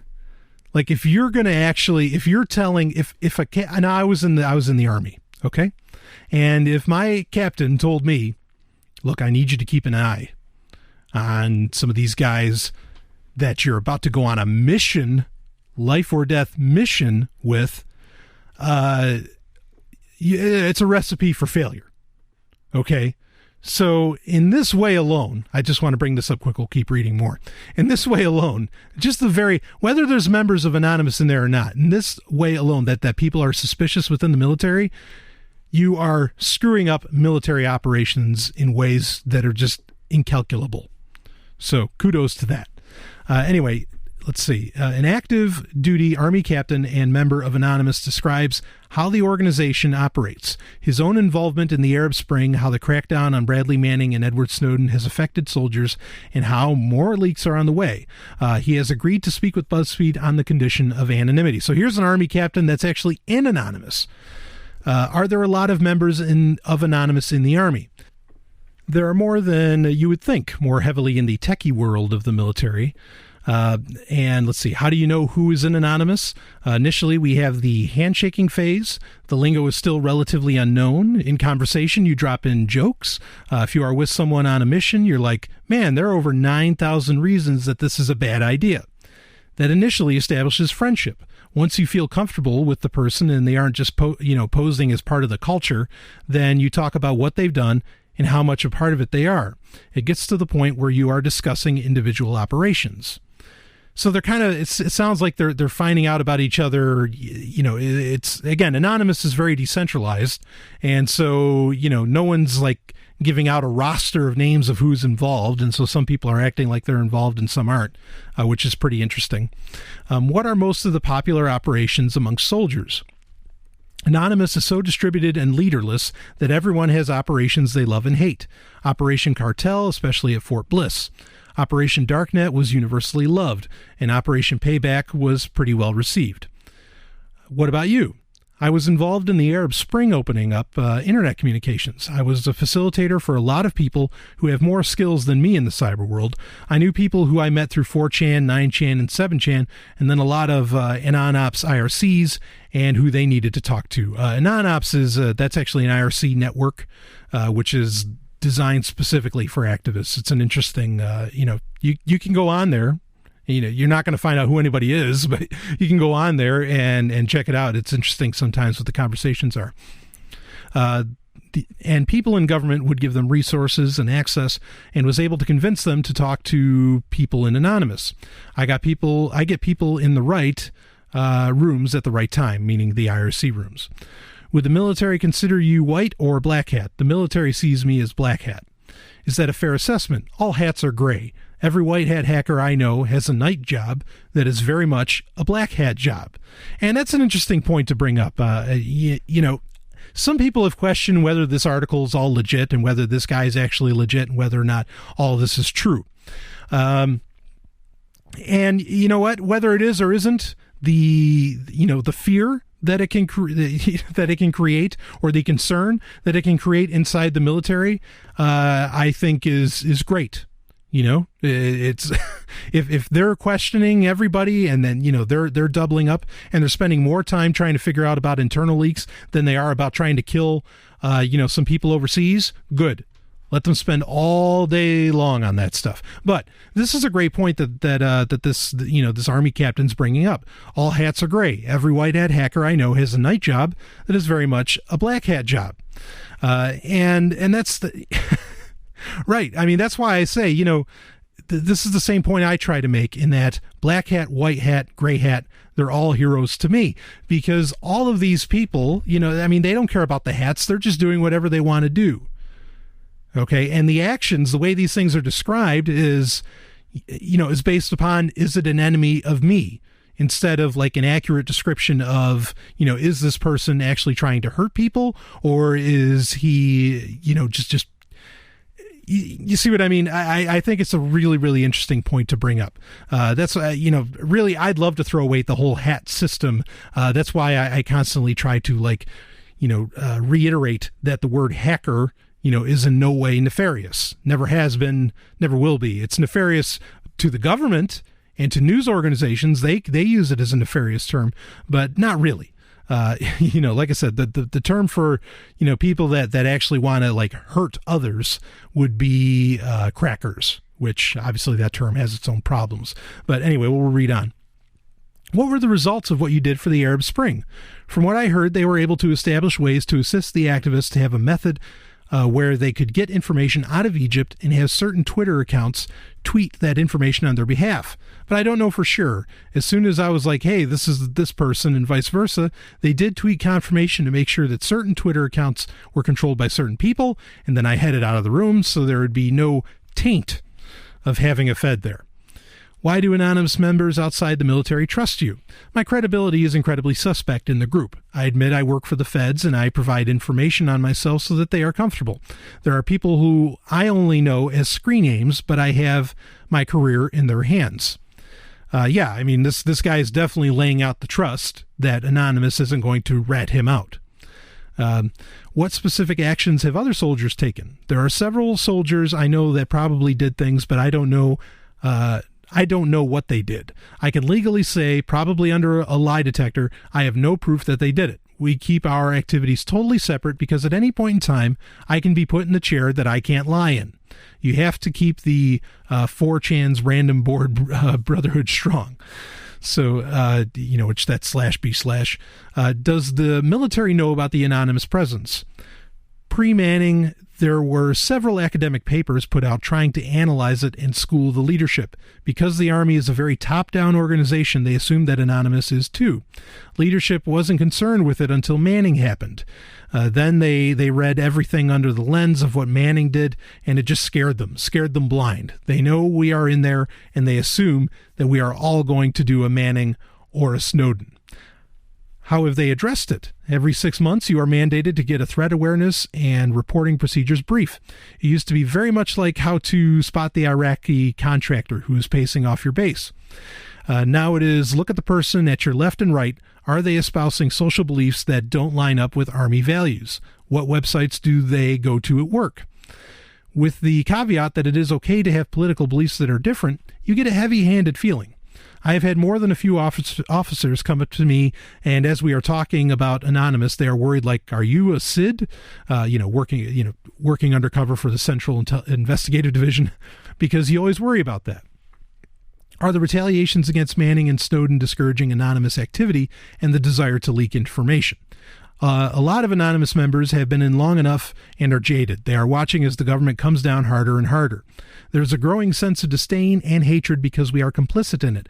There are some secrets that need to be secrets, but the stuff the military keeps secret just protects the bottom line. You just feel like you are selling your soul every day. That is a lot of the motivation, especially for people of the generation that believe information should be free. Are we going to see more leaks? Yes.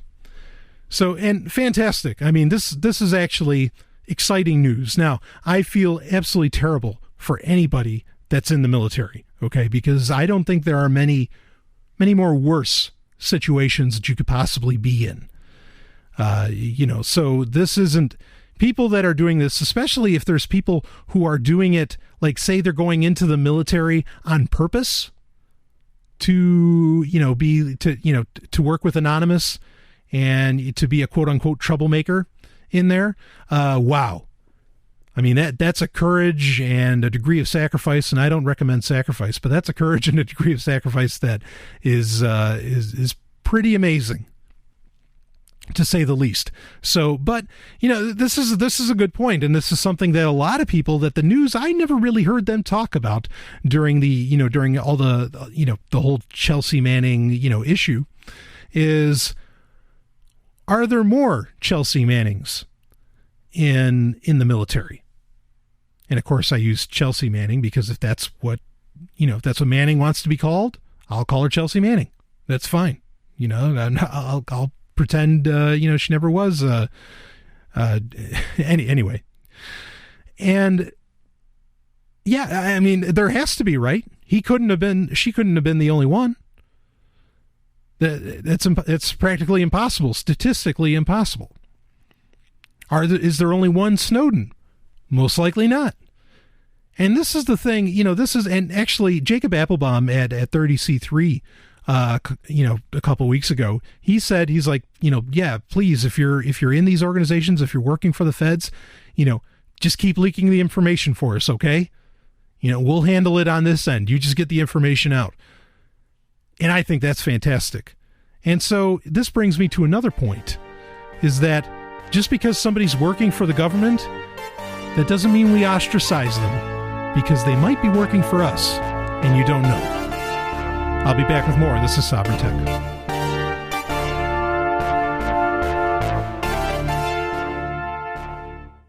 What does freedom mean? Tune in to LRN.FM to find out. LRN.FM is the Liberty Radio Network, a collection of live talk radio and podcasts, all coming from a principled pro-liberty perspective. LRN.FM show hosts aren't left, right, or conspiracy kooks. You can tune in 24/7 to LRN.FM via your phone, computer, satellite, and more. Listen free anytime at LRN.FM. That's LRN.FM. Would you like to play a game? Game of the Week. It is time for Game of the Week, where I mention a game that, something maybe that deserves a good reinstall. Maybe it's something that didn't get a lot of press, or maybe it's something that's up and coming and to keep your eye out for. And in this case, it's the latter, where it's a game that's going to be coming out that I want you to keep your eye out for. Now, I'm a huge fan of the Street Fighter series. I mean, I've been playing, since the Super Nintendo was Street Fighter 2. I've been playing these games. A big fan. So, when Street Fighter 4 came out, I mean, Street Fighter 3 kind of went under the radar for a lot of people because it didn't come out for a lot of systems. But when Street Fighter 4 came out, it ended up getting released for like everything. The 3DS, Xbox, PS3, PC. It actually came out for PC, which is where I have it. Then they came out with Super Street Fighter 4, the arcade edition. And I mean, Street Fighter always does that, right? Capcom knows when a Street Fighter game comes out. I mean, it's guaranteed gold. It's going to sell millions. And so they can just keep coming out with, now with DLC, with downloadable content, a lot of like this whole idea of, because, of having multiple versions of a game is kind of like dying down because you can just purchase the DLC and then add it to the game. So Super Street Fighter 4 didn't get as bad as, like, say, as Street Fighter 2 did. But anyway, just when we thought there weren't going to be any more versions of Street Fighter 4, because we're like, well, they can just do DLC and we can just update the game, and hash out $10 or whatever every 6 months or however long it takes for them to come out with new content. They are actually coming out with a new version of Street Fighter 4. And it's Ultra Street Fighter 4. This will be coming out, I think it'll be out on PC in August of 2014, and June I think is the date for the consoles. So, I mean, the good thing is that they're actually, they're not charging like a full price for it. Like, you can buy the game. I think the price tag I saw on it was $30, and for PC, if you already have Super Street Fighter 4. I think you can spend $15 and it'll give you all the updates for Ultra. It'll just upgrade the game, which that's cool. That way you don't have to, it's cheaper. And they're going to add in a couple fighters, and they're going to put in, and here's one of the parts that I think a lot of people might get frustrated with, is that the amount of downloadable content that came out for Super Street Fighter 4. I mean, like, I think you spent literally at least $50, $60. At least on not the game, but on the downloadable content for the game, right? And Ultra Street Fighter 4 is going to come with all of that, all the costume packs, all the characters, all of that, plus the game for $30. So, the definitely like if they were charging $50, I'd be pretty livid about it, because I'd be like, okay, yeah, this is a big time money making scheme. But the fact that they're actually like treating it like another DLC pack, and the fact that they're even, offering it at a really low price so that everybody can get in on it, I actually think it's a pretty good move on Capcom's part. I don't think it's that bad of a deal. You know how badly I how I get when it comes to value. But I think Capcom's doing the right thing with this.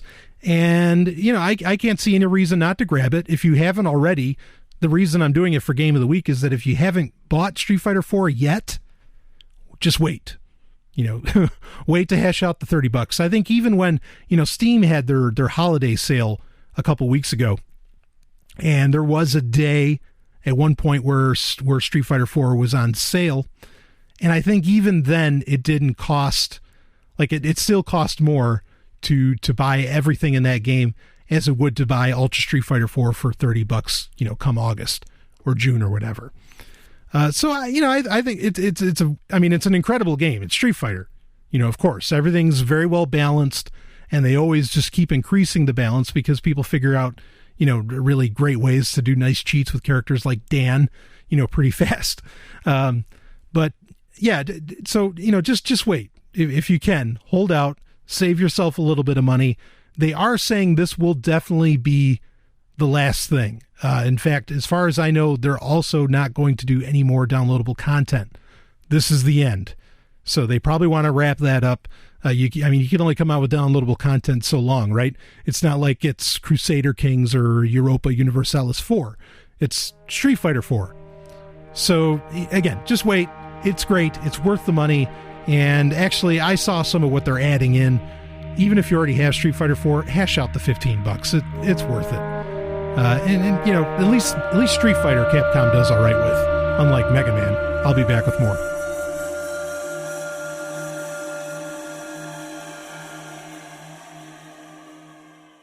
Do you have a business or product that you are interested in getting advertised to a largely U.S.-based audience on an award-winning podcast and radio show airing on hundreds of radio stations? Let Free Talk Live be a part of your advertising portfolio, because the world of audio never fades. Contact me, Brian Sovryn, and I can get an advertising package that will work within your budget. Email me at brian@freetalklive.com, and that's Brian with an I. Again, brian@freetalklive.com. What are you doing? I can't believe I caught you again. Jesus doesn't approve of this little habit of yours. I know, baby, I know it's wrong, but it feels so right. Well, it ain't. But I've been doing it since I was 12 years old. It's nothing but a sinful perversion of nature, if you ask me. But baby, I don't ever want to stop looking at tech websites, new gadgets, video games, software, or any of that stuff. Well, then I'm leaving. Okay. Bye. Pick of the week.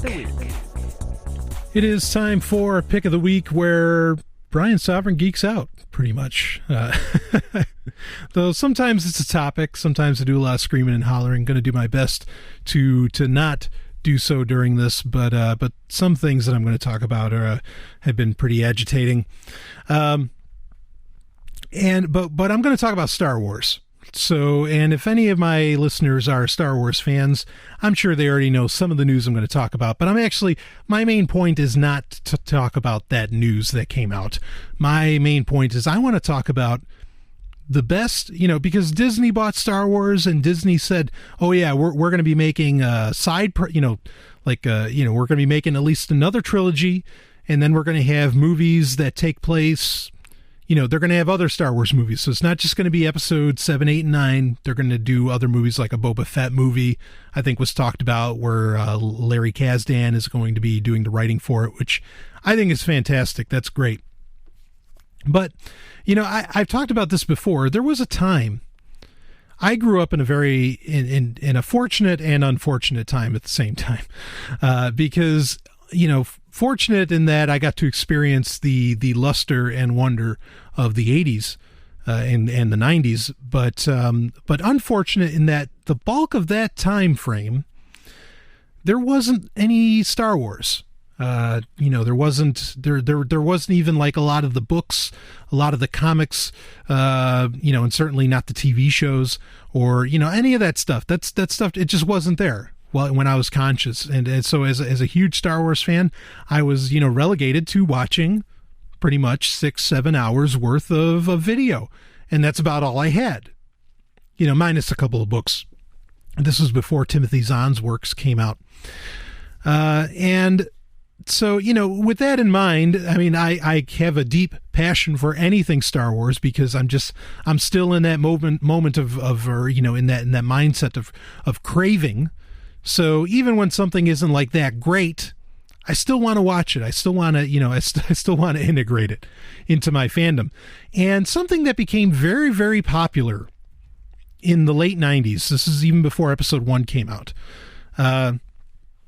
or maybe like right after, were Star Wars fan films. Now, these became a really big deal. They became such a big deal that they even did a special on the Sci-Fi Channel hosted by, I think, Kevin Smith, where Adam Films did they're like, here, well, we're these Star Wars fan films are so popular because people just wanted more Star Wars and they were tired of waiting on George Lucas. And so they're like, well, fuck, we'll make it ourselves. Okay. And so, it got a lot of attention. It got on mainstream cable channels. I mean, it was a big deal. Now, of course, the caveat due to intellectual property is that a lot of these people couldn't, or, pretty much everybody couldn't make any money off of making it. So they're just literally making it out of love and personal desire, which is great. It's a great reason to do anything. And some of these were pretty terrible. Some of them, the quality was a little rough. I mean, fortunately, computers had gotten inexpensive enough to where just about anybody could do special effects as long as they had the knowledge. The price point was very, very low. Almost anybody could do a lightsaber effect now, which, obviously in the 70s was totally new. No one had done that. And so some were rough. Some were pretty good. Most of them, and the one I want to talk about actually included in this, most of them would take place on a forest planet, obviously, because, there's lots of forests around, and so you could pretend you're on Endor or something, where it was a lot easier to do that than it was to, go to Tunisia or something and pretend you're, that you're on a desert planet of some kind, or that you're on Hoth and you're in a winter wonderland, essentially. So it made sense that a lot of this stuff, when they were doing things that were on location, because it costs a lot of money to make big sets for starships, so people weren't really doing that. Again, these people they couldn't make any money off of doing this. It was against the law. They couldn't do it, no matter how great a story they had. They were always limited, that they couldn't really make any money off of it.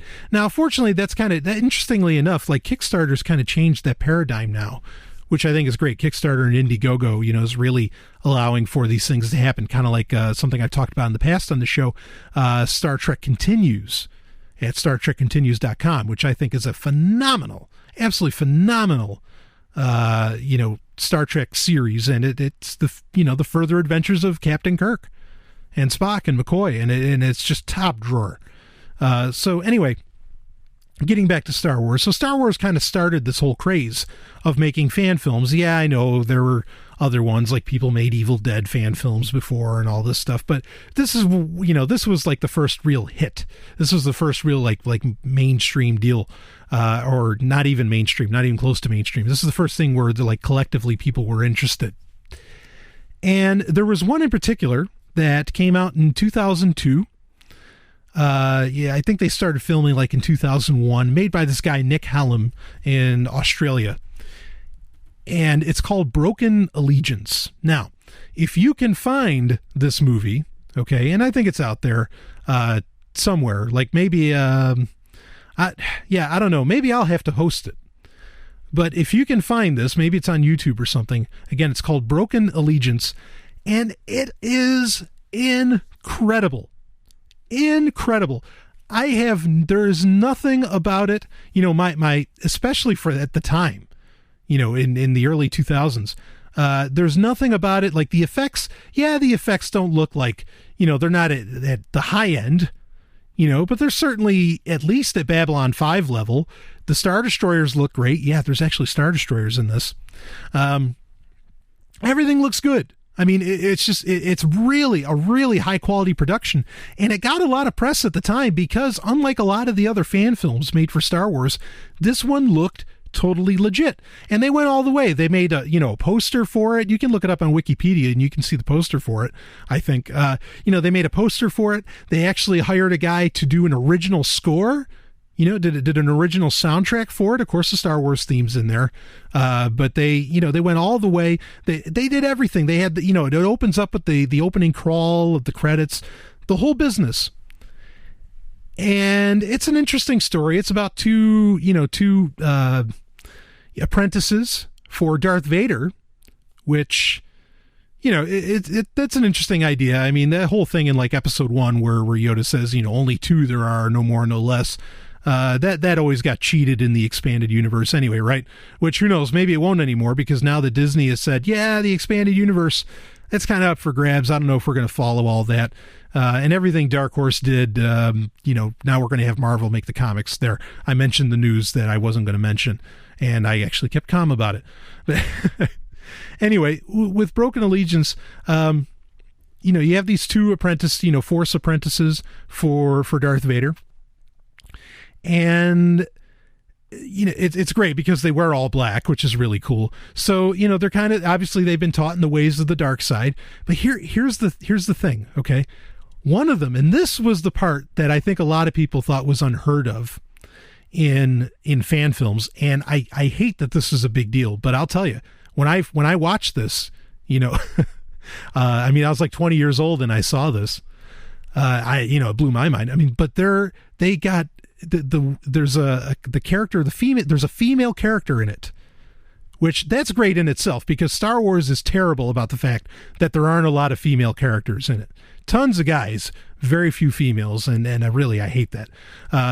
But they brought this woman, her name's Callus, okay? That's the character's name. And the actress they got to play her, I mean, she's beautiful. She pulls off the job. I mean, she looks like, there wasn't a whole lot of makeup jobs done, but I mean, she looks like she was kind of learning the dark side, and it's just an awesome awesome movie. And so they put in everything. They did it all. They treated it as serious as you could. They had a new class of kind of a fighter or transport ship in it. You meet a new bounty hunter named Cobain Thor. You have everything. And Cobain Thor, he even has a lightsaber too, which is pretty awesome. And if you don't want to know some of the plot lines, maybe you should stop the podcast now and go look at, go try and find the fan film. But like, it's great because there's a point where Cobain Thor, knocks out Callus, and Callus's, partner, Ruan, he like gets up, does this, really epic kind of yawp, epic kind of scream. And then he starts shooting force lightning. And you got to understand, I'm seeing this in 2001, 2002. I'm like, oh my God, this has lightsabers. It has a woman. It has force lightning. Like, no fan film was doing this stuff. Okay. That's the part you got to understand. In fact, unfortunately, if you have I guess I'll call it the pleasure of having seen episodes 1, 2, 3, 4, 5, and 6. If you did not grow up with the fact that all you ever got to see as far as like live action was 4, 5, and 6, and maybe I'm not even this old, or maybe you saw the holiday special. This was incredible. This was mind blowing to see, because this was serious. It was funny. I mean, it was serious in production, but I mean, like, there's jokes, there's, great script writing, everything you could want out of a movie. It's only like a half hour long, but everything you could want out of a film, it had, out of a Star Wars film. And they made it it was like $6,000 to make this thing. And there, there's documentaries. I mean, they did the whole treatment. And they were going to make a sequel. Nick Hallam was going to make a sequel. They couldn't get the actress back who played Callus, so they didn't do it, because at the end of this one, you're trying to find out, because they're running away from Vader. Okay, and that's kind of the plot. And they're like, why does Vader care about them? What are they so interested in? In fact, there's a point where Ruan says, maybe the fact that Vader's so obsessed with Skywalker, because this takes place between episode 4 and episode 5. He says maybe because, he's so obsessed with Skywalker, he'll just forget about us. But he doesn't. Vader's going after them. So why is Vader going after him? And you find out that Kallus is actually pregnant with a kid with Ruan. And again, that's another thing.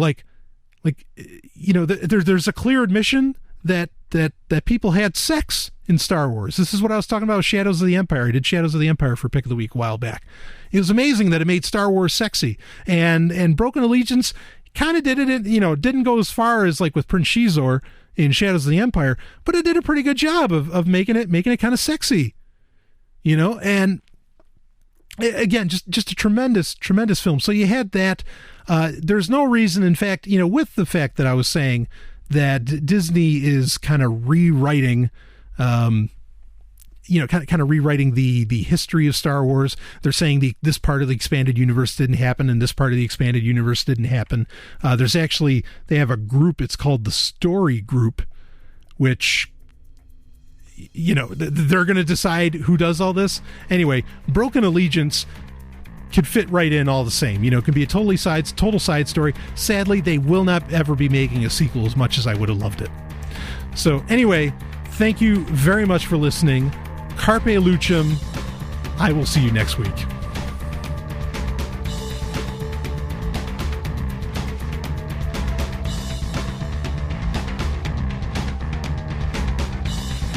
This has been Sovryn Tech. Visit us at sovryntech.com. That's SOVRYN tech.com.